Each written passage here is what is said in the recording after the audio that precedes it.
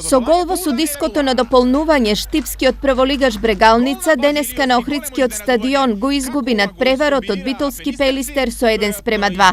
На Брегалница и тргна лошо уште на самиот почеток, кога голманот Кобетик беше исклучен поради црвен картон, а само 2 минути потоа штипските сини го добија и првиот гол. Негов стрелец беше напаѓачот на Пелистер Блаже Илиоски. Ова не ги разочара штипските играчи кои не дозволија супериорност на битолчани, па во една рамноправна игра изедначија во второто полувреме со голот на Далчевски во 58-та минута.